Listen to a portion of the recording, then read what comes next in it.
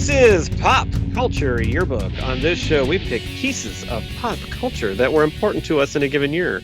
We then discuss our memories and dig into those movies, albums, shows, and more. I'm Brad. Hello, my name is Pete. You killed my father.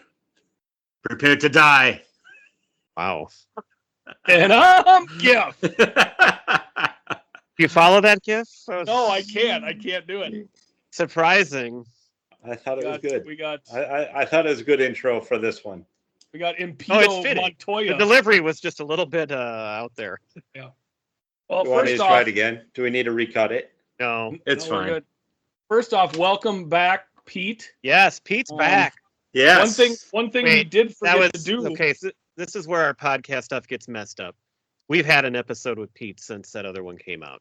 Oh, But we're that's recording them true. out of order. Scheduling. So we're sorry. Yeah. But we're still sorry. happy Pete's back. Through the Pete has made it magic back of scheduling. Yes, I did Yes. not record last week because sadly we had to put our cat down after 13 wonderful years. Actually, Yes. about 11 with us, but Family 13-year-old cat. Mhm. But it was time. Thank you for mentioning it. Yes. You brought it up. Yeah. Well, thank you for Well, your, that he was your gone. condolences and, Yes. and your support. Yes, we still support you. We did okay without you. You were discussed. Your memory was alive. I was disgusted. Mhm. all Oh. throughout.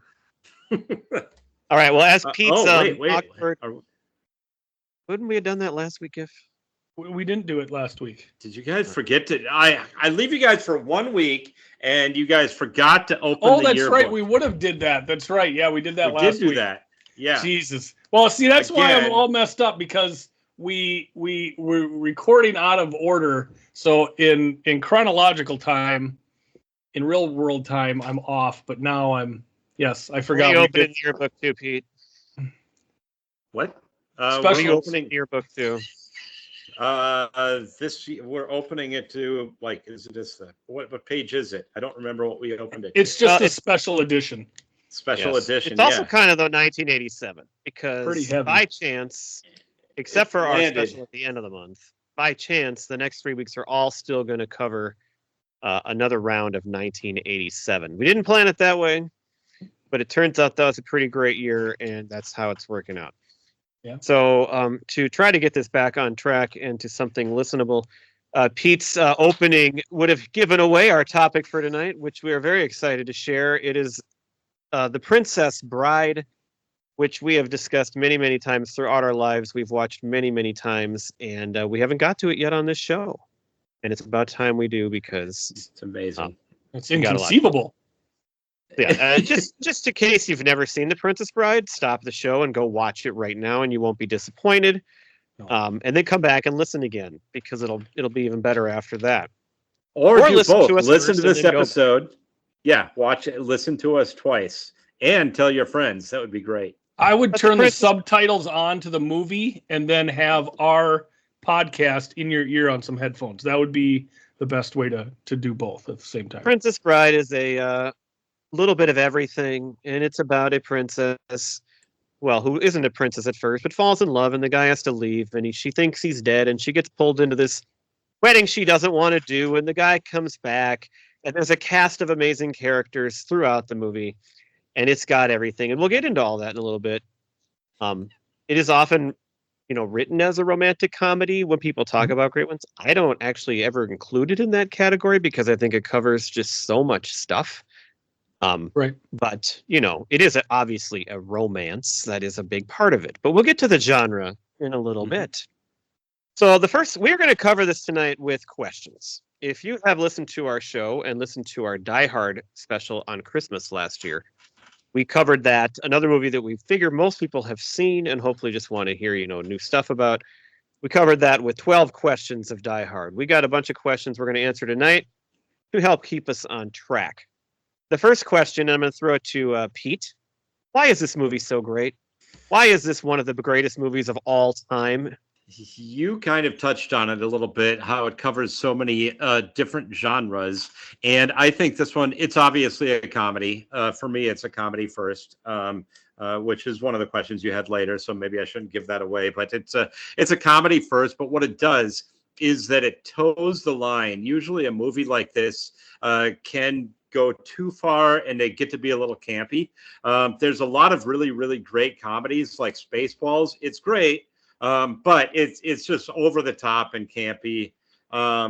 This one doesn't do that. I think there's a couple of moments that are maybe like that, but it's just perfect. And it's also actually a really good storyline and a good plot and everything to it. And as you said, it does cover it covers the entire spectrum. You want comedy, you want adventure, you want fantasy, you want romance, even a little bit of drama, adventure. Did I say adventure twice? I think so. No, I might have said action and adventure, but still the same thing. It's really all of those things and more. And I think I think it nails it really, really, really well. And there's so many just memorable scenes, quotable lines, all of the great elements that you love about a great comedy like this. Fred, why do you think it's so great? It was your number one, just like mine. It's why we got here tonight. Well, first off, I mean, it is a movie about true love, correct? True love. Yes. Or to blave, one or the other. But here's the thing. It's about love. And I'm with Pete again. I'm jumping ahead a little bit. I take this as a comedy. It's the reason I keep coming back to it time and time again, because it does tickle my funny bones so much. The cast is absolutely excellent. And it's got so much heart to it, because even the relationship between the grandfather and the grandson at the beginning, is just such a touching moment. And even within the movie, between the characters, there's so many tender moments that are wonderful. And you've got, just like Grandpa says, there's sports, there's fencing, and there's adventure, and, sword play, and monsters, and it's just got everything in there. But I think what the core of it that all brings it together is the heart, and it's just such a sweet movie, and it's wonderful. And like Pete said, that tons of lines, so quotable, and it's something for everybody, whether a different age or a different preferences for movie types. So I think it hits a lot of bases. That's actually another thing I forgot to mention, is that it's another reason it's so great is because it is for everybody. It's a family movie. You can watch it. There's no real dirty jokes or anything like that. And my kids love it. You can love it as a kid. You can love it as a grown up. Whoever you are, it's for everybody. You brought up Spaceballs and like that, so that's a spoof, and this is a movie that sometimes I guess maybe included in like spoof type movies, because it's kind of like Shrek, where Shrek makes fun of fairy tales, but it does it in a way that it's still its own fairy tale, and it's brilliantly written, and everybody loves Shrek. This is kind of like a live action version almost of Shrek that came 20 years before that. It's not campy, it's satirical, but in a smart way. It's not dumb. And so it doesn't, like, people that don't like that kind of movie, like, it's not going to lose them. I think it's the perfect movie. It's a 10 out of 10. It has zero flaws. It has everything, just like Peter Falk says. You guys have already said everything, basically, but all ages can watch it and love it. I remember, well, we'll get to this in a second. The quotes are amazing. I mean, how many things are there in here that you say? The characters are all so unique and different. Like, they don't fit into, especially like with a romantic comedy or whatever, they don't fit into your usual tropes, the characters that you see all the time. They're completely different, and it's rewatchable to the highest degree. Like we're going to get our next question we're going to get into that, but like, a lot of movies are great to watch once or twice, but this one, I could really watch it. I will never, ever get sick of it. And it does have 96% on Rotten Tomatoes by critics and 94% by audiences. And I just can't even believe it's that low. I can't believe audiences give it 94. It's unacceptable, and I don't get it that there could be that many people that aren't positive on it. The other thing that makes this movie kind of unique is that it actually has multiple storylines going on with different protagonists, right? Because you have Inigo Montoya and you have Wesley. Those are two separate storylines, and they both have their goals, and then they find each other, and then they help each other out in the end, and it's good that way too. And kind of multiple villains too. It's like one of the questions you have that we're going to get into. Who's the biggest jerk in the movie? Who's the biggest or the worst villain? Something like that. But yeah, go on. So speaking of rewatchable, our next pre-question, we have 3 questions before we get into the movie. How many times do you think you've seen this movie? Gifford, we'll start with you this time. Any guess? Did you add it up? Man, well, first off, let me start by saying, when we do this, I can never remember the first time I saw a movie. This movie I can. And one of the reasons is I didn't see it until 1995 is my guess. I was in college. My roommate, who I was living with at the time in Morris, he had it on on a cassette or VHS tape, as we like to say. And he was appalled that I had never seen The Princess Bride. So I believe I watched it by myself. The player that we used was a camcorder, and we used it as a VCR in college. And I sat in my basement in Morris, and I watched this for the first time when I was 19 years old. That's a great point, too, if I can just... We've talked a lot about how certain movies are so much better if you watch it with your friends or in a group. You can watch this one alone. It's fun to watch it with other people, too, but like you could sit by yourself and watch this, and it's like, it doesn't matter. It's still going to be great.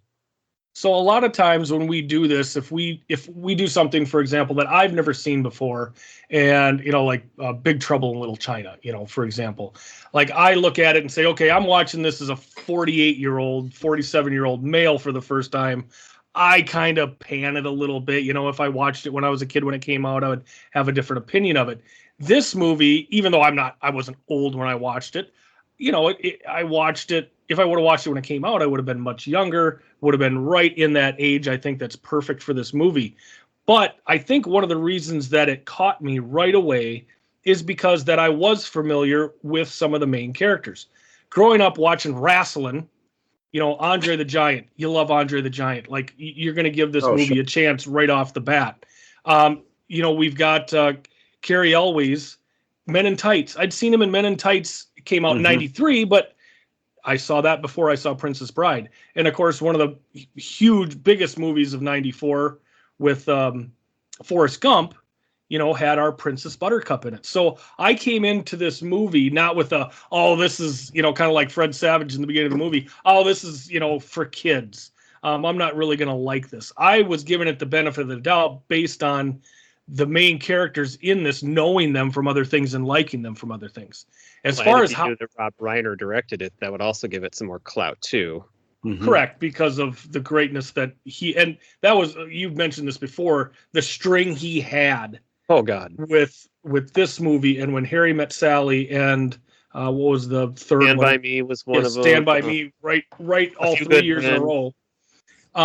So I think I've seen this maybe, I don't know, 7, 8, 9 times, I would guess.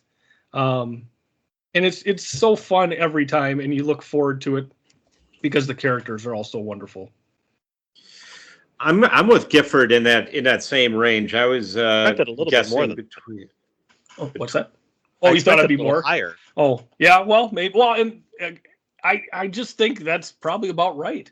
I mean, for as well as you know it and quote it, you feel like you've seen it so many, and you say I've seen this 100 times. When you really sit down and think about it, you've never seen a movie that many times. No. So that's why I asked this question to really think about it. Mm-hmm. You're going to say, Pete?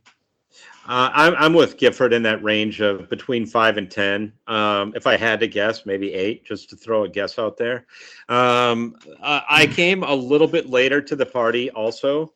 Like you, I don't recall the exact first time that I watched it, but I do remember, Brad, you talking about it. I don't remember that we ever actually watched it as like our group of friends in high school or anything. I don't have any memory we did. Yeah, I like some other movies for sure, but not necessarily this one. But it is one that for me gets better and better every time I see it. And you pick up a couple of things, like one of my favorite lines, the one that made me laugh the hardest this time, which we're going to get to the lines later, so I won't tell you what it is yet. But it was one that didn't really make me laugh that hard before, but for some reason it just hit me this time, and I just was almost in tears this time around. So, probably about 8. You know, 5 and Well, I'm 10. way above that, so I can't really count how many times. I don't remember at all the first time I watched it, or I don't feel like I saw it a lot when I was younger. I don't know when I started watching it at all, but it's one of those movies where I saw it and I kept watching it, and I have no real specific memories then. But by the time I had kids, I remember how excited we were the first time I watched it. My daughter she was probably 4, 5, maybe 6, I don't know. And she drew a picture on a little whiteboard of the Princess Bride, and like we put it up for the first viewing. She was excited to see it because we talked about it all the time. And then I've watched it with my classes like many, many times, and like that's 3 times a day, every day for multiple days. The entire school year. That's it. Well, no, but at the end of the year, when I taught 7th graders, it was part of our actual, like, we would watch it and like we'd analyze it and there was assignments. The last couple of years with my 8th graders, we just watched it just while they were working on other stuff. So I just watched it 3 times in school here just last month.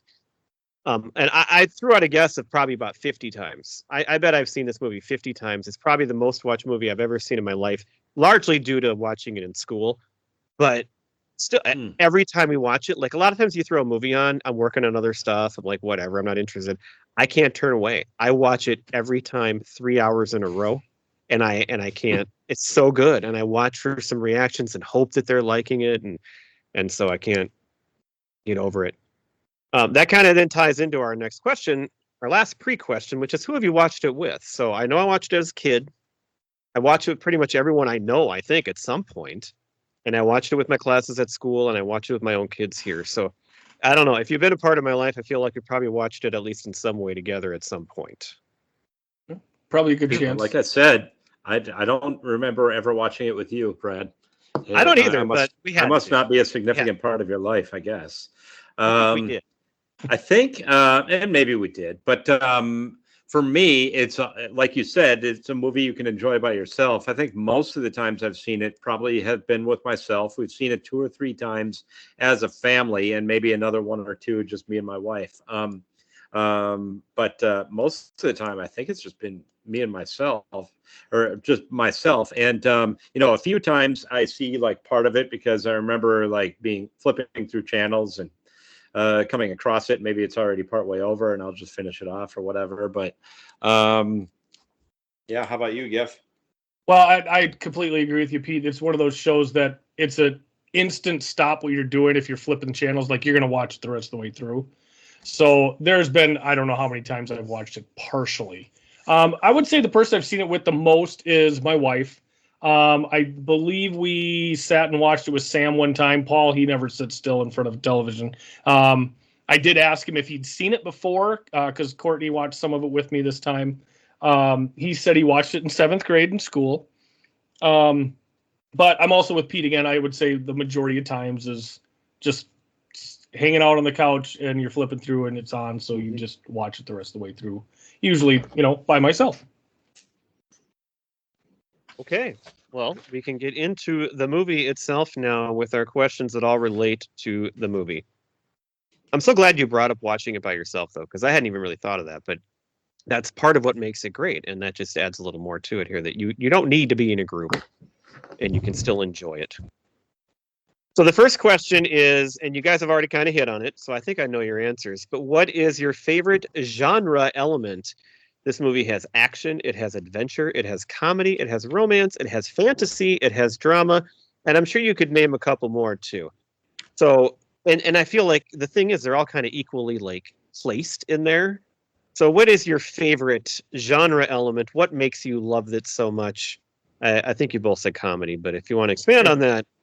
I would say it has to be comedy first, so you almost have to throw that out because it is a comedy first and foremost, and like Gifford said, that's what keeps you coming back to it. And every scene just has something that is different and unique and funny. But if I had to throw that out, probably action / adventure. That's the genre it is for me second, because it is almost like a Pirates of the Caribbean is another one that I think of that could be similar when you take the comedy part out. But that's just what makes it most fun, and how it does spoof on some of those other adventure movies. That are just wild, like when Inigo and Wesley are having that sword fight, and there just happens to be a bar where they do this gymnastics routine. Like, what's that bar even doing there? There's no purpose for that being there. But how they add those little things in there to make it both action, spoof on action movies and comedy. That's what I like about it. I can't add anything to that. I'm absolutely with Pete on it. I think maybe as three dudes, we're not going to hit so much on the romance. Again, as I said, this movie is ultimately about true love. But the action, if you're going to throw the comedy out, it is the action. I love the sword play in it, and the part where they wrestle. He wrestles Andre the Giant is a great scene. But those are all infused with comedy, which I think are great, and which makes it great. We got a bingo. I also said comedy. I think it's comedy because the writing of it is just brilliant, and it's humor. Again, we've talked about this already, but it reaches all ages. Like, you can laugh at this movie if you're 5 years old and find things you think are funny, and you can be 48 years old and laugh your ass off at other parts that are funny as well. And that's what makes it great. I am with Pete, where the adventure is my second choice, probably because I love like the worlds they create and the visuals of the different places where because they're constantly moving, and so I do love that too, and that visually on the screen adds to it. As far as the romance, like I feel like there's a lot of relationships in the movie, and I'm not that interested in the main romance. The one that I think, it's not a romance, but the one that I think is really the most touching is the grandfather and the grandson.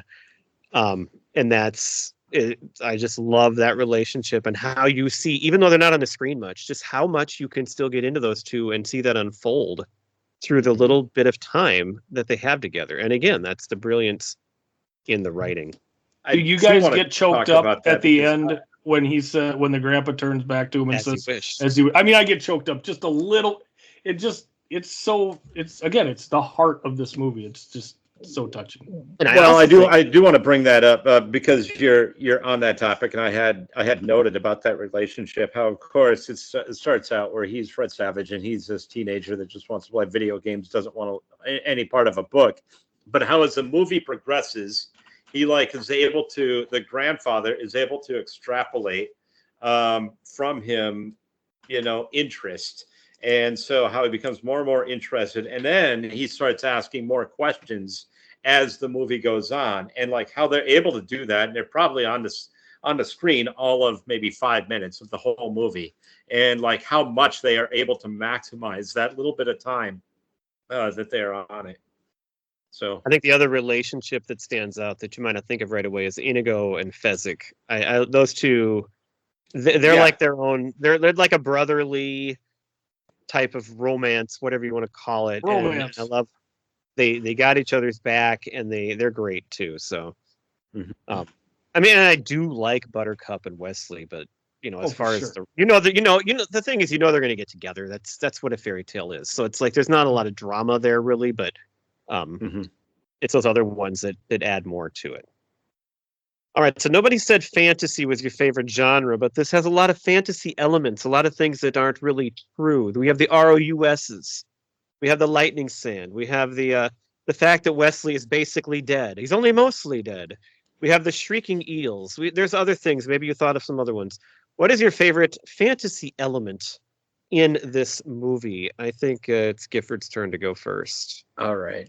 Well, I'm gonna go with the almost mostly dead, and the big reason is because it brings Miracle Max into the story, and he steals his scenes. Billy Crystal is a genius, so I'm gonna go that route because that does bring in the fantasy aspect of it. That again, the true love. It's gonna carry us through. It's gonna do phenomenal things, and no matter what, Wesley's gonna be able to get to his girl, and not even death can stop that. So I'm going mostly dead. All right. Well, we got 2 for 2 already on that one. I said the ability to stave off death for true love. I love the fact that he worked with this immunity to iocane powder, which killed the other guy right away. Beating that machine when he got turned up to 50. It's in whether there's all these elements in the movie, but the main theme of the movie is true love. And so the main theme of the movie, it's a wonderful idea that like you can find true love and you can beat death to get there. And so I agree with you. That is my favorite as well.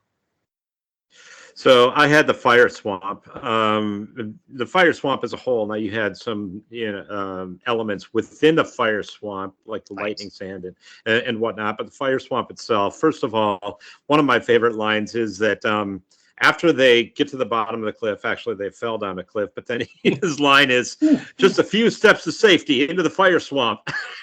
It's like right away that's not going to be safety at all. Well, and then she says nobody's ever survived it, and it's funny what he says after that. It's he says, "Well, you only say that because nobody's ever survived the fire." Right? Yes.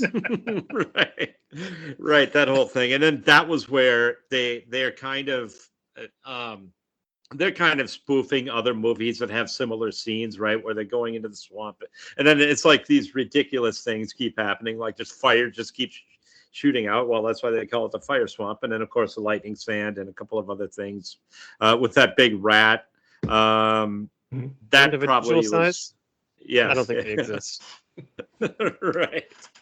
So that's mine. All right, we have our characters grouped into 3 groups here. We're going to start with we probably should have done this backwards, but we're going to start with the major characters. And I listed the major characters as Wesley, Buttercup, Inigo, and Fezzik. They're the most integral to the whole story. They go together. They're in, I think, probably the most of the movie. So we have 2 questions here. Who is your favorite character of those 4? And then we're also going to discuss and try to break this up so we don't just quote lines all the time. What are your favorite lines by one of these characters? I think it's my turn to go first here. Okay. It's a tough choice for me to pick between Inigo and Fezzik. I could go with either one. I am going to pick Inigo Montoya for the emotion that he carries. I think it sets him a little bit above that whole thing about him just trying to avenge his father and how serious he is. You really get wrapped up in that, and we'll get to the scene where he kills the guy at the end because forget about it. But also, if you go back a few episodes, well, it's probably a year ago or so, but we drafted our favorite one-time characters in movies, and he was my number 1 choice, and I thought he sealed the draft for me right off the bat there. So I got to pick him. He's my favorite character. I actually would put our 2 main ones, Wesley and Buttercup, 3rd and 4th. But he's my pick. We'll do lines after this. Pete, who's your favorite character? I also had Inigo Montoya, just because I think every scene that he is in and every time he's speaking, he's just so engaging, and it's like something about his facial expressions and the way he's looking at the character, just his eyes, and he has so much passion for what he is trying to do. I think he's the most passionate character in this one because he is the whole thing. He's avenging his father's death, and that's his storyline, and he will not back down. And he's also very funny. As an actor, I cannot believe, I don't know if you've ever watched Homeland, but you can't even imagine that it's the same person. And what's his name? I forget his name. Mandy Patinkin. Yes. And so I just thought he is a tremendous actor, first of all. And this character itself is just amazing. You happen to have 6 fingers on your left hand? You always have conversations this way? Yeah, that's Gifford, is it do you like him the best too?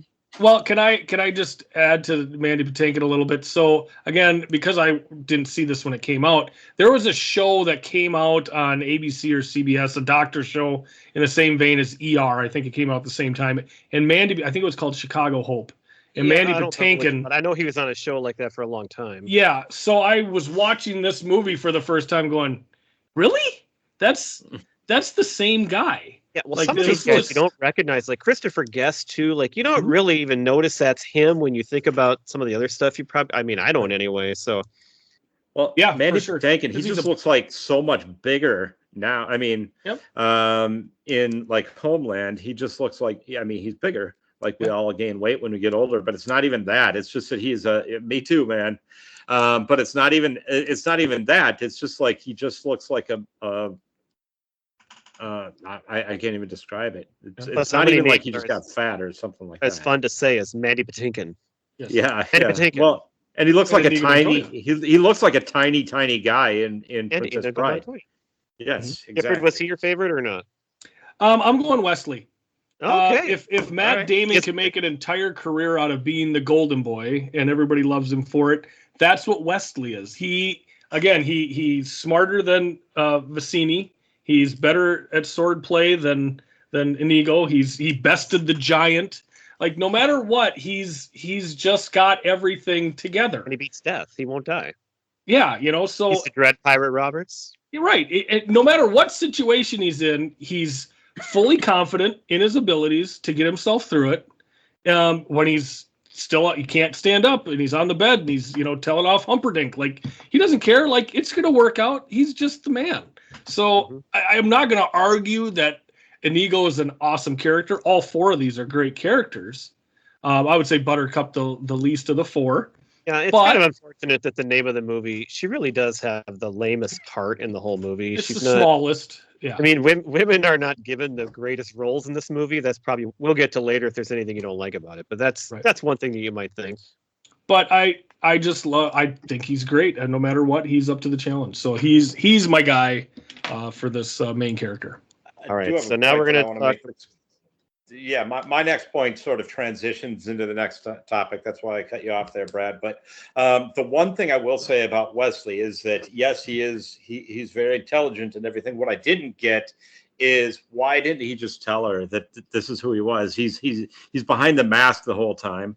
Yes, I think there's an answer to that. He's so upset that she was marrying. He truly believes that she wants to marry this guy. And so he feels like she turned on him. Right. I mean, because I agree, like, why wouldn't he just tell her? And he treats her pretty shitty, actually. But he actually is that hurt by it that he needs her to, like, prove it before he can accept it. Because he doesn't want to get hurt again. So, like if he, it's a good at least question. if he doesn't, if he doesn't say who he is before he actually discovers that she doesn't love Humperdinck. She's been destroyed by hearing the news of Wesley's death. Like at least he can save a little face if she is truly in love with this guy. A very valid question, and it leads to the great scene where he's rolling down the hill and says, "As you wish." This is what I was transitioning into, because the next category we're going to be talking about is the favorite lines from the main characters, and so that's why I was transitioning where I was referring to earlier. This is where I was rolling laughing when this happened, where he's rolling down the cliff and he's yelling, "As you wish," and I was just rolling as he was. Oh, my sweet Wesley. That was where she discovers that that's who he is. Like, again, it's like Superman and Clark Kent. It's like, you're not going to figure that out anyway. Like, if she loved him and was with him the whole time, just that mask. Keep in mind, she thinks he's dead, so she's not looking for him. Yeah, but still, I don't know. But. All right, so I got about 8 quotes here. We can just go round robin quick. My favorite quote by any of these characters is easy. It's at the end. It's Inigo when he stabs Count Rugen and he says, "I want my father back, you son of a bitch."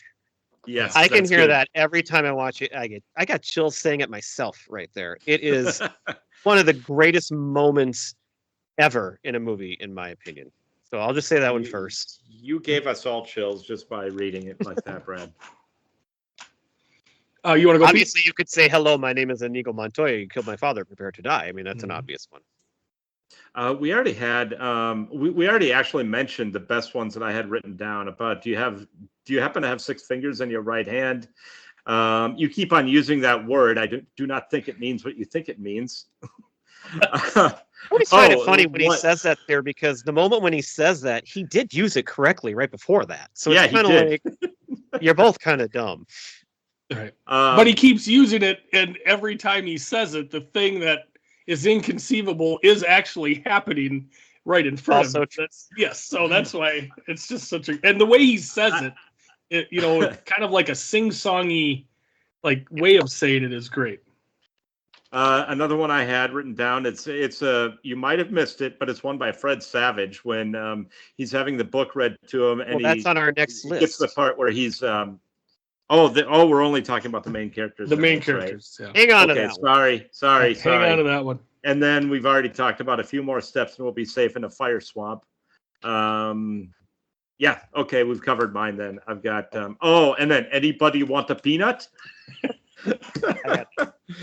By Fezzik.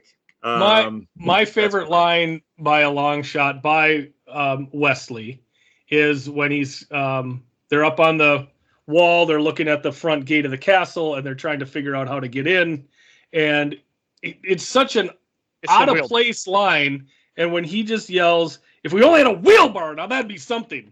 Love that line. I love that line so much because he says it with such conviction. This is an implement that it has many uses, but not one that would help you break into a castle. But it's so clear in his mind how to break into this castle that he just throws it out there. And of course, he doesn't. That is one of our advantages. Is one of our assets. Yes, that's it. I knew it wasn't the right word. But he's so great in that line. It comes out of nowhere, and that's why I love it as much as I do. All right, my favorite by Wesley, I think, is at the end when she's about to kill herself, and he goes, "There's a shortage of perfect breasts in the world. It'd be a pity to damage yours." Yes, I mean that is the coolest line. So actually, go ahead. The line I've realized that I use it every day myself. One of my favorite lines. It's one of the most random. You don't even think about it. But when Humperdinck comes in and says, "I think you're bluffing," and he goes, "It's possible. Pig." I can't say the word possible without adding in my head pig every single time I say it. Possible pig. Well, and like this first scene with Inigo and Wesley, when they're talking about Inigo's basically laying down his story, and while he's letting Wesley rest, and then they get up and they're going to fight. And they're so cordial to one another, and Inigo. When we do our between characters. Well, that's true, but I have a different one. Okay. But just when he says, you seem like a nice fellow, I hate to kill you, and Wesley comes back with, "Well, you seem like a nice fellow, I hate to die." I hate to die. That's my favorite one. For a later category, that's my number one quote. Right? Sure. A couple more I had. I love when he doesn't kill Fezzik, but when he's passed out, he says, "Rest well and dream of large women." Yes. The way Inigo delivers this one. Where is this Rugen now? So I'm going to kill him. He sounds like El Guapo when he says that. And I got 3 by Fezzik. I didn't mean to jog him so hard. Love that. Jog his memory. And then I love when they're going into the castle. Inigo, I hope we win. Right. And then my favorite one in bold is at the very end, if we ever find the lady. Hello, lady. Lady. The other one I have for Inigo is when the Dread Pirate is coming up the sheer face of the wall. He's lost the rope. He's got to free climb it. And he just walks over, looks over the cliff down at him. He goes, "Hello there. Slow going?" It's harder than it looks. Of course it's slow going. The guy's hanging on by his fingertips. Like, it's just, he says it so cheery. Like, he's that just may actually be, of all the fantasy stuff, that may be the most unbelievable thing that happens in the movie, is him somehow being like 10 feet away from the wall hanging and then able to, it's kind of like Bruce Willis in Die Hard. There's no way he can catch that vent. Yeah, None. right. Exactly. Oh, All right, our next category then is the minor characters. And in this one, we have I love his name, is the impressive clergyman. We have the grandson and the grandfather, who we've already mentioned a little bit. And then we have Valerie and Miracle Max. So we have some more to come. We're getting to another category, but these are our minor characters in the movie. And I think, Pete, you go first. Who's your favorite character on this list? The grandfather, and we already kind of alluded to my reasoning on it, where he just sort of is, as the movie goes on, he's able to extrapolate the kid's desire to learn and pay attention to the book. I just thought the role was played absolutely perfectly. Peter Falk, right? Yep. Yeah. And he just nailed it. And again, he just maximized the little time that he had on the screen very well, along with, of course, the grandson, because they did interplay off of each other, which Fred Savage always did so well. That interaction was my favorite of the minor characters. I'm going to go next because I think Gifford might have a different choice. I also picked the grandfather. The comments that he makes in his limited time and the patience he has with the grandson, I love that. Like, he could be so annoyed by Fred Savage, and he just keeps going. He doesn't care. And what it does is it adds this wonderful through line to the movie. The way he loves the book so much also allows the audience, to get into it more. Like, we're playing the Fred Savage part, and I love that. And you can tell how much he cares about the grandson, and like when he looks nervous and he says, "Well, maybe I won't read this part," and like and Fred Savage was right there. I said, just like you, Pete. At first I don't like him much. I think he's kind of like just whatever, but he grows throughout the movie. And at the end, when he's all into it, I love him too, and I just love their relationship. So. I'm not sure if Gifford has a different choice, but that's mine.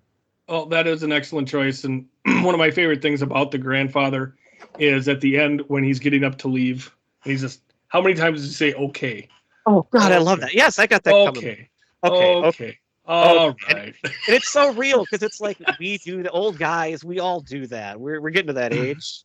But I almost look at it as a stalling technique by him just to spend a few more seconds in that room with his grandson. Yeah, like he probably doesn't want to let him collect what's going on. Yeah. Well, yeah, and he doesn't want to go home at that point.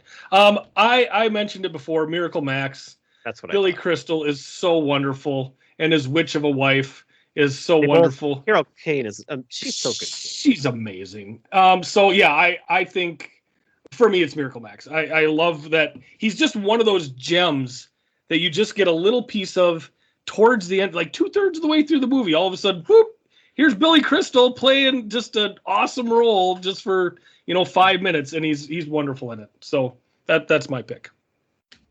All right, so now we're going to discuss our favorite lines by these characters. So Pete, you were going to give one away earlier. It's a Fred Savage one, but you might not have even picked up on it. But it's when he's reading it, and Wesley gets murdered by pirates, and he goes, "Ooh, murdered by pirates is good." Sounds like a line from The Simpsons. That's like something Bart would say. Exactly. So that was my favorite line from a minor character, I guess. My favorite line by him is when he gets all worked up and he says, and the grandpa says Wesley's dead, and he just goes, "Jesus, Grandpa, what'd you read me this thing for?" That's when I really start to like Fred Savage, because it's like that. I love the way he delivers that line, and he's so worked up and into it. I think that's great. Mine is from Miracle Max, and it's the exchange with Fezzik where he goes, "Get out of here, I'll call the Brute Squad." Fezzik come back with, "I'm on the Brute Squad." Miracle Max looks at him and just goes, "You are the Brute Squad." I got that one down too. You are the Brute Squad. I mean, come on. That is such a great line. I also love the grandfather. There was a moment, and it's not even on screen. Their voices are on screen, but it's still the movie going on. And Fred Savage says something like, "See, I told you," and he just goes, "Yeah, you're very smart. Shut up." Gifford, you mentioned earlier, "to blame." Yes, I love that. That's great. And that's a word that was made up. Like that's not a word. So it was made up by Billy Crystal in the movie. So My favorite line by Valerie is when after they're giving him the pill, and he says, and he shouldn't go in swimming after for at least a good hour. A good hour. My favorite was when he was talking about first off when Wesley's on the table and he picks up his hand and drops it, and he just looks at the other two and goes, I've seen worse. Did any of you write down one of the lines by the impressive clergyman? I mean, my favorite is man and wife. Yeah. Say man and wife. Man and wife. Well, that was the whole thing. You don't even necessarily need to pick out one individual line by him. It's just that's his whole bit. It's like, well, and why is that? Like the fact that they pick him to speak like that. Well, and why is he called the impressive clergy? Right. And it comes out just right away too. It just marriage, and you're like, excuse me. And then he just keeps. That's why I like the man and wife so much, because it's like he's like so confused, and it's like out of nowhere, it's like man and wife. Well, and when you have your list of minor characters, there is one I would like to mention, and that is the king. And when he's walking Buttercup back to the bridal suite after the wedding, get there. Okay. And sorry. Oh no, you're right. He could be in this category. Right. Yeah, he could be in this category. And when she's, gives him a kiss, and then she proceeds to tell him that she's going to kill herself, he's just so amazed, and he yells to his wife, "She kissed me!" Like he didn't hear the whole part of where she's going to kill herself. That'd be nice. Yeah, won't that? I actually have that down in a later category too. Sure. The last one I have here, Gifford, you already mentioned, but it's okay. All right. Oh, so long. Yeah. And then, as you wish. Oh, the last bit by Peter Falk is just it's okay. Our last category of characters is who's the biggest jerk. So we haven't gotten into the kind of the villains yet, but your choices here are Humperdinck, Count Rugen, Vizzini, who I think he's not necessarily a bad guy, but if you think about it, he's pretty bad. And then I put the albino in here because he works for the bad guys. Right. Gifford, who is your favorite, or who do you think is the biggest jerk? Well, I got two. The biggest jerk, I'm going to do it as you put it. To me, the biggest jerk is Humperdinck. Yes. He's kind of running this whole show. My favorite jerk is Vizzini, but to me, the biggest jerk is Humperdinck. He's such a snide. He's the son of the king, so everything's handed to him. He's just a.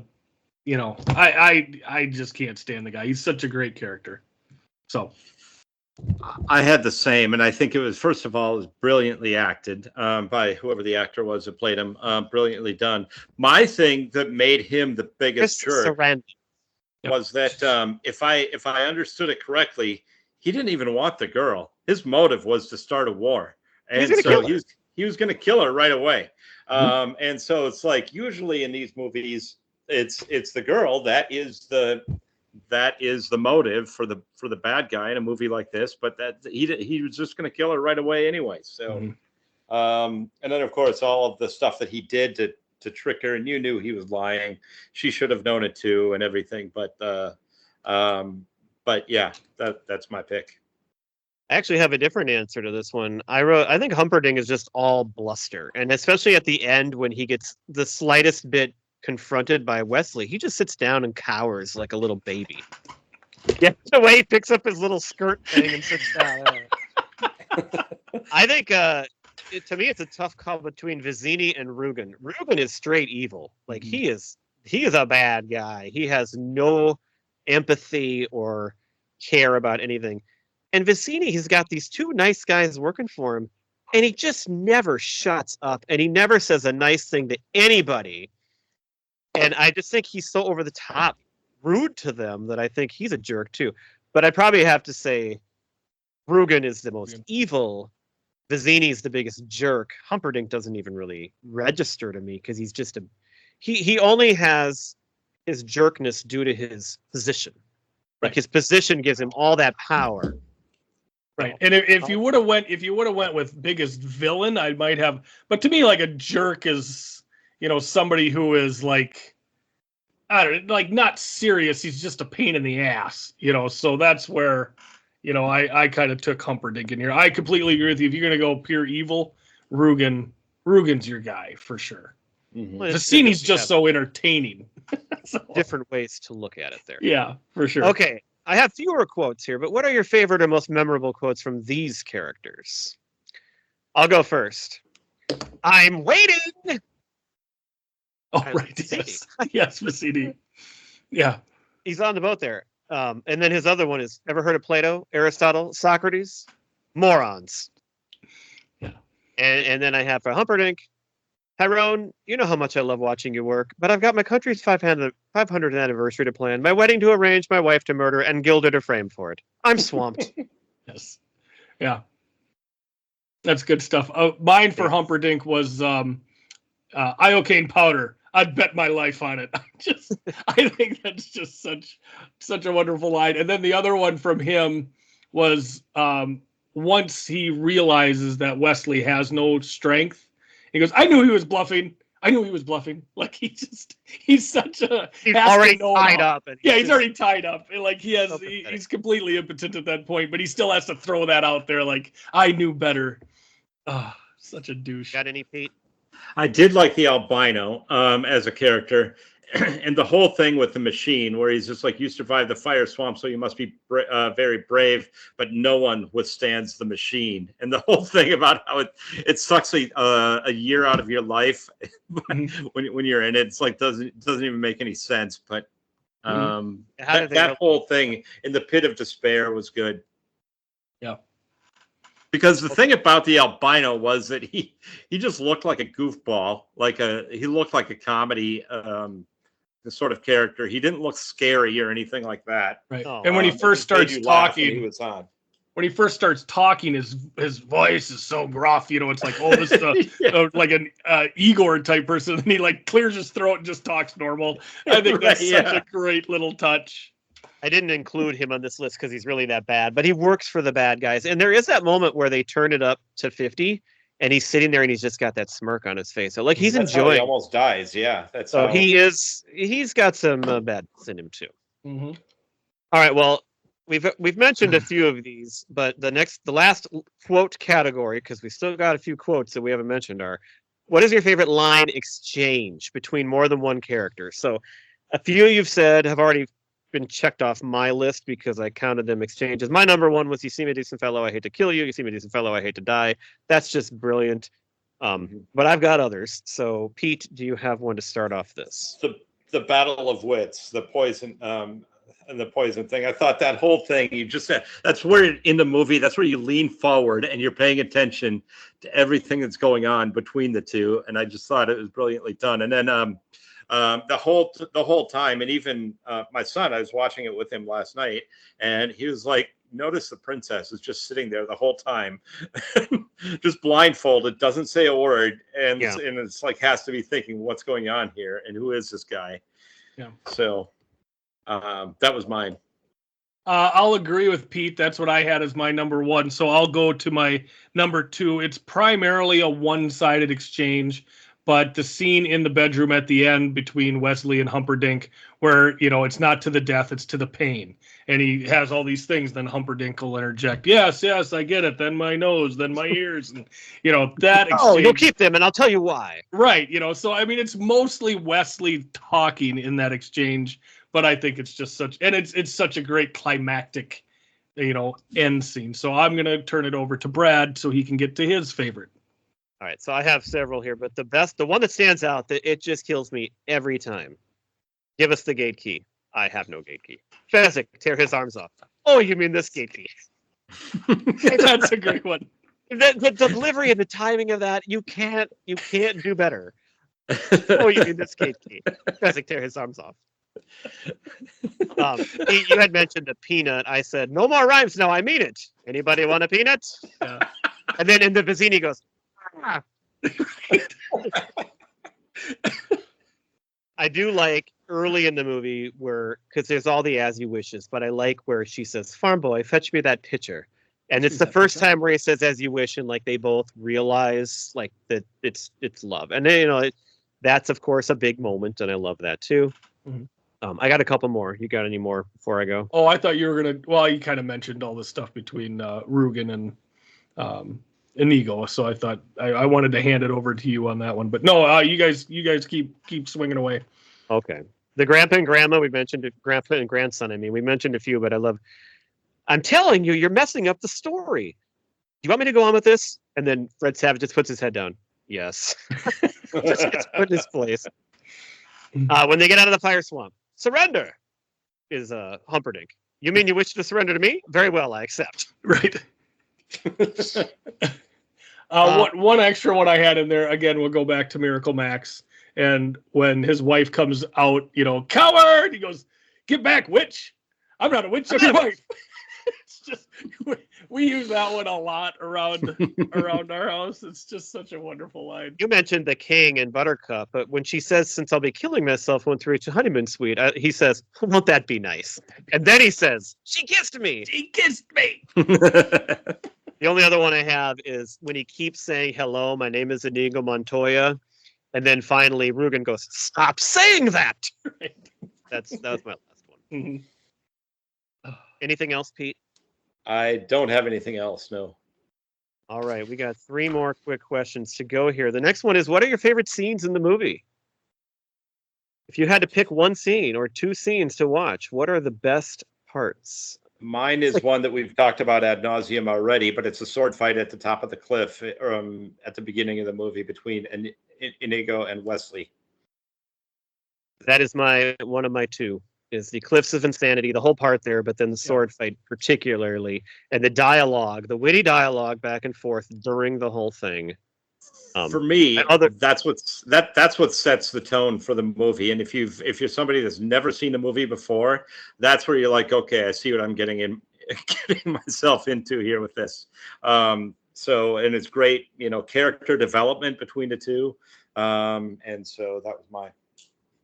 Yeah, I would say that would be my number 1 as well. But the other one I liked, just as far as getting you caught up with the characters, is the beginning of the fire swamp when Wesley kind of explains the lineage of the Dread Pirate Roberts. Yeah.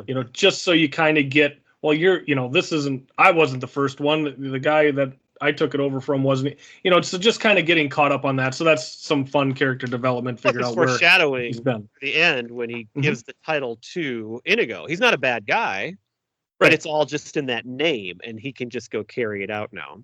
Right. My backup one, it's more of a moment really, but I already mentioned it. It's when Inigo kills Rugen.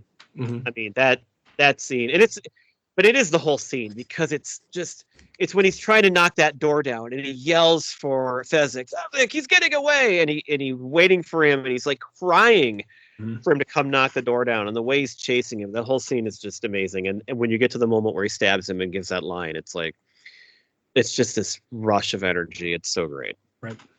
Yep.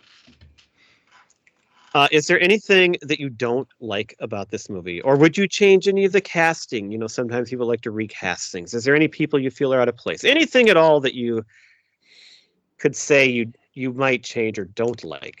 I looked at this question, and there's really not anything that I would change, and certainly no recasting. I just can't envision. Maybe I'm not a visionary, but I can't envision any significant casting changes that I would make on this. Leave it as is. It's about as good of a movie. And again, for a comedy movie like this, the acting is actually quite brilliant. And where a lot of times you just deal with it's okay. Like we said, it's campy or it's shitty actors or whatever, and you just deal with it. And in some cases, that actually makes it funnier. But this one, I actually thought most or all the actors played their roles really well. Yep. Anything, Giff? Well, so I'm gonna basically copy Cary Elwes when there was rumors of a remake of this movie, and his line to that was, "There's a shortage of perfect movies in this world. It'd be a shame to damage this one." No, perfect response. I really honestly I thought about this hard, and I'm like, I can't think of one person. I don't want to touch this movie. It's just perfect, and yeah, I wouldn't change a thing. I asked this question just to see, it's 94%. So what is it? And so I thought really hard about it too. And I did write down 3 things. None of them are things I would really change or that like they don't ruin it or anything like that. Obviously, it's like my favorite movie. But it does feel weird when he threatens her. He threatens to hit her. Like he even raises his arm, and he says there's penalties when a woman lies. It doesn't quite. Yeah, that's a little too far. When and it's again the movie at the time was made. That's probably a little more like. But when you watch it now, it's kind of like really that seems weird. She bugs me when he's fighting the RUS, and she just stands there and does nothing. It's like, can you try to help? She whacked him with the log. Eventually, she took a good swing at the thing. Yeah. I don't know. It's a small minor thing, but when I'm watching, I'm like, how are you not doing something? And then the last one was, and this is more of just a question. At the end of the movie, when he says, "You're not really married," how does he know that the guy only said man and wife? Because they weren't in the castle yet at that point. So that was just a question I had. Like how, I mean, he is so smart. He knows everything, but how does he know that? Oh, yeah. It didn't happen. I thought of that the other night when I was watching it too, but I'm going to let that one slide. So those are very minor things. Minor things, yes. No recast. No, I wouldn't. There's no, yeah. All right. And then our last question is, do you have anything else to add? Anything that I missed in the questions here or anything else you think that you need to say? I think we covered it pretty well. One thing I found that was fun, when I was reading about casting this film, and they had a few options for Princess Buttercup. And she was called to, I believe, the house of the author, along with maybe the casting director. And she shows up, Robin Wright shows up, and she's wearing like a white like sundress. And when the door gets open, she's like backlit and there's like a halo around her. And the author's like, that's Buttercup. That's my Princess Buttercup. And I'm just thinking, yeah, Robin Wright at say 19 years old in a white sundress. I mean, I think most people would probably agree that's a pretty good princess right there. So, yeah, I mean, good wardrobe choice on her part. I'm guessing showing up for that. Brought up Cary Elwes in his response to that one comment, and so there is a book that he wrote about this too. I read the book. I don't remember. I think it's called As You Wish, and then it's like something longer, like behind the scenes to Princess Bride. It's a really good book. I read it many years ago. So I don't remember it very well, but it's really good. It has a lot of good stuff in it, and I'd recommend that. The other thing I wanted to add, though, that I was thinking of as I was watching this, the music in this movie is incredible, and I think we need to mention that. We talked about cartoons a few weeks ago, and it's like Looney Tunes, how the music behind Looney Tunes just adds to every scene, especially in this movie, in the castle scene, when he's chasing Rugen. The music is just top-notch. My wife and my son have gone to all the Harry Potter movies at the Minnesota Orchestra. This is a perfect movie, I think, to go watch with a live orchestra. It would even make it even better. And with a big group. I think that is the other thing I thought of that I hadn't really gotten to yet. But I love the music, and it adds to the movie quite a bit. Well, and to add to your point of like Looney Tunes, with that scene in the castle where, Rugen takes off running from Inigo, and Inigo chases him, and it's this fast-paced, music that's going on as they go through the halls, and then all of a sudden they flash back to Fezzik and Wesley, and Wesley's like, can't walk, and they just come back to them, and they look at each other, and the music's like, and then every time Inigo like bangs himself against the door, the music is in sync with that. Mm-hmm. It's like. And it's just so good. Yeah. All right. So we all agree it's still the perfect movie. Yes. All right. Yes. Great. Yep. All right. Our draft for tonight then is going to be non-animated and also non-Christmas family-friendly movies for all ages. So movies that you think are great to watch with a family of any age.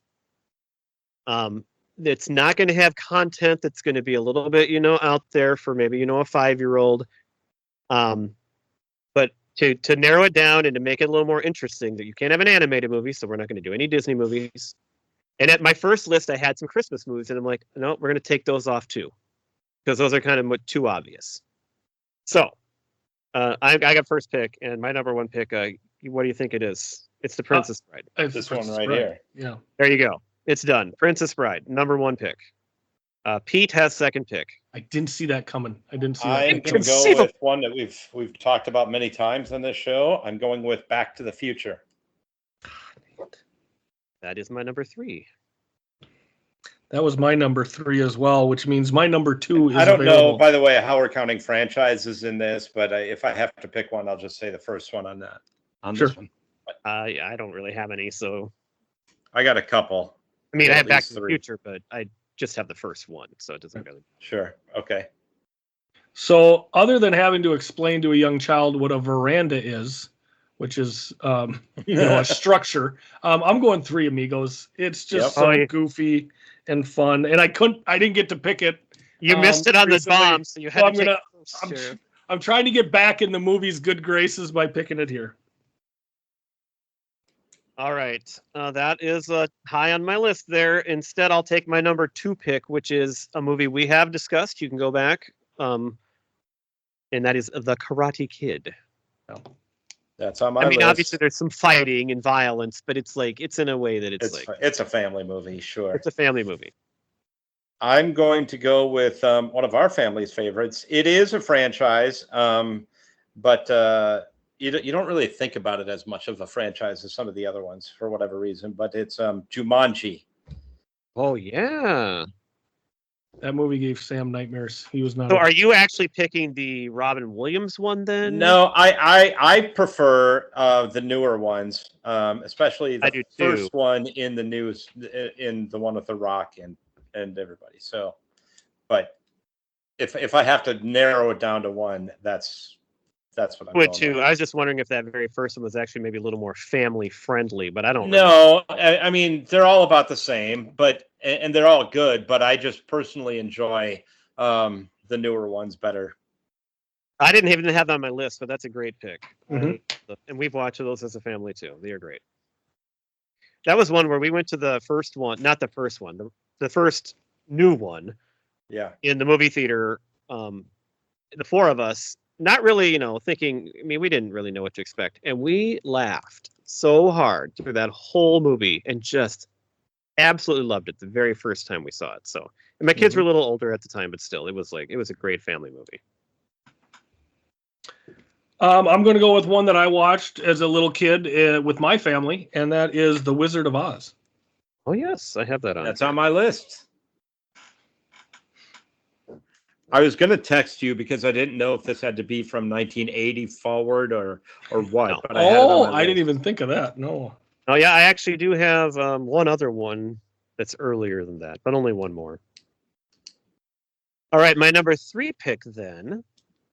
I will go with one that I'm not sure if I love it as much as I used to, but it's one that you always watch with your kids, and it stars kids, and that is The Goonies. That's on my list.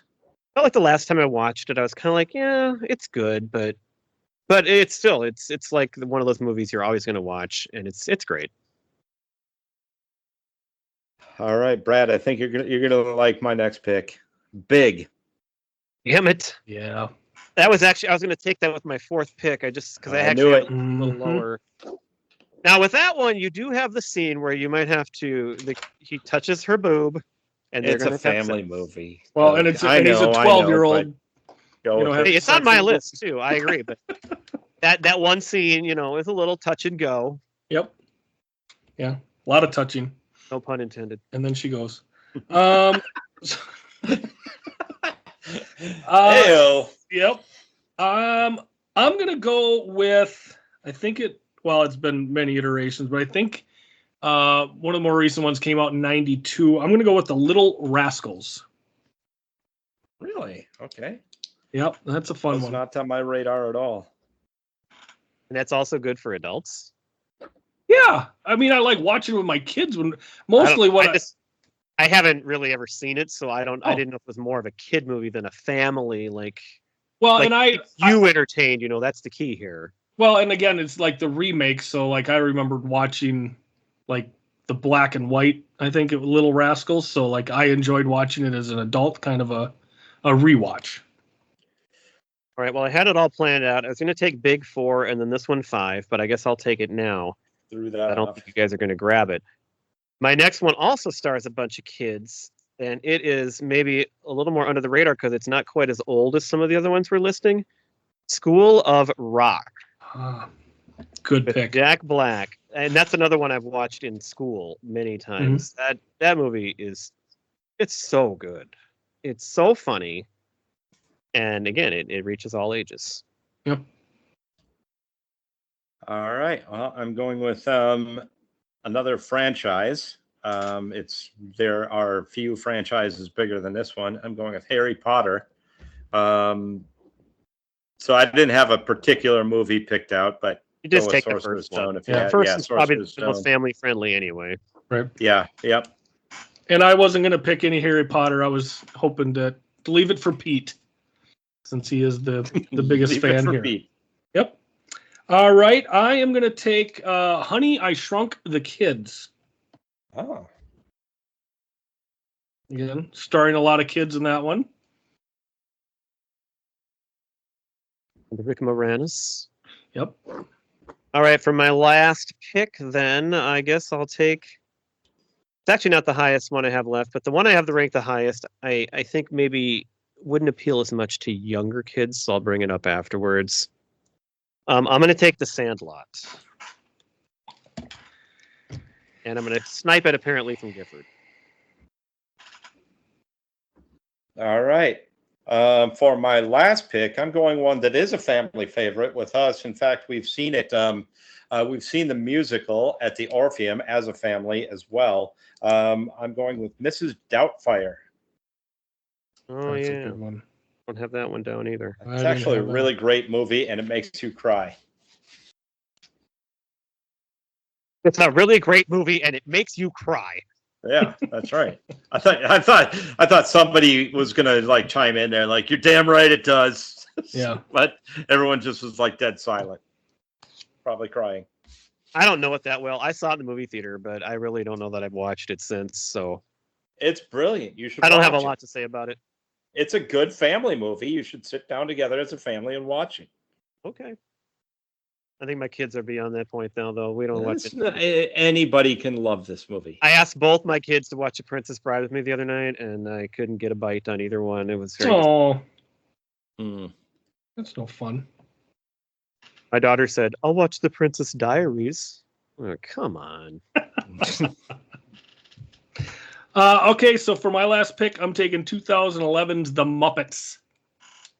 Oh, Oh, a newer version. I did like that new version of The Muppets. I don't think That the was second good. one was very good, if I remember right, but that first one was a lot of fun. Yeah, Amy. And we Adams went to it as a family, so there you go. All right. So my like honorable mention, one of the first ones I wrote down, you guys probably will know when I say it.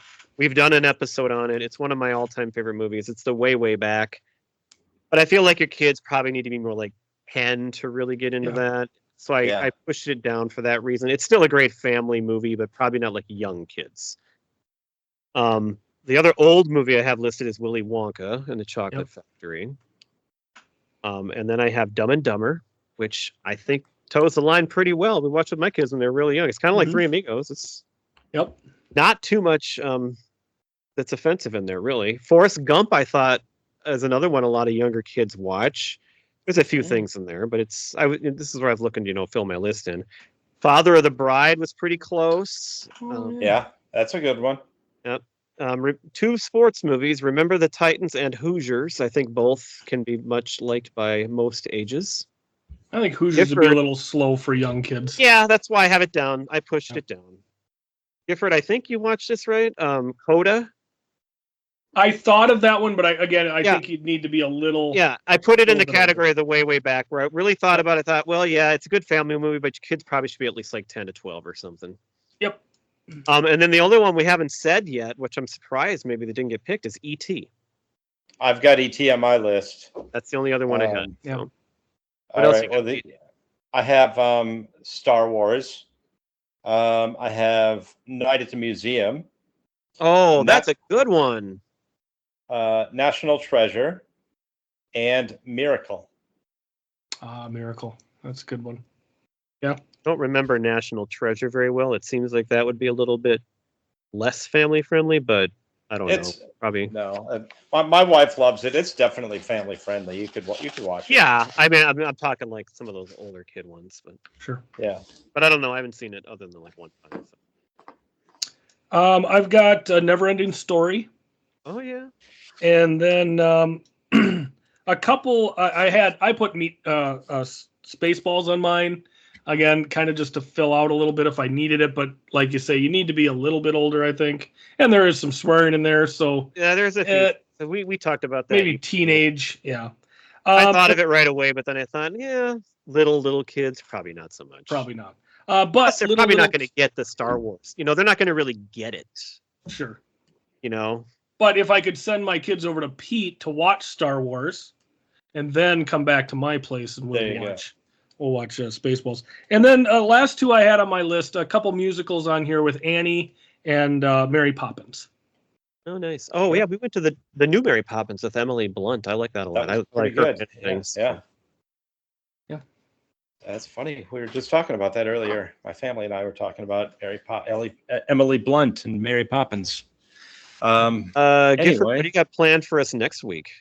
So next week, we are going to stay in the year of 1987 again, by chance. And we are going to cover a music. We have got Faith by George Michael. We'll be covering front to back for your entertainment.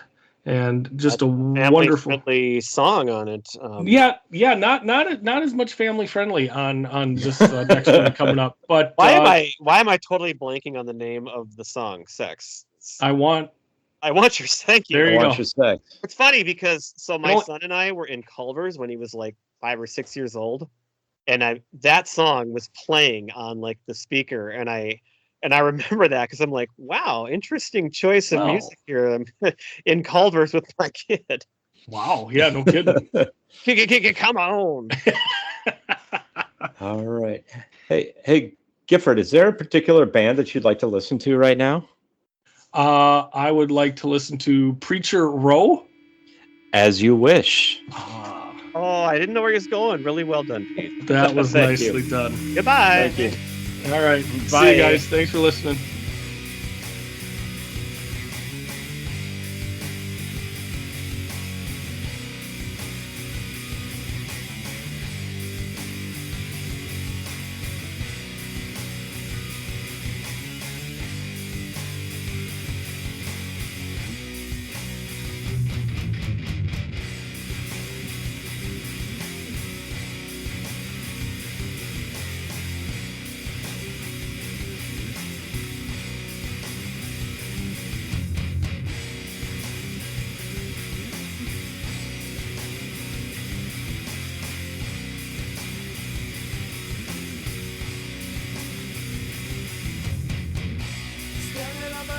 No one's here to comfort me. Sorry for what I have done. Sorry that your son is gone. 7 steps and it will be my last. And start to me on my path. I turn it up to you. I'm scared but there's nothing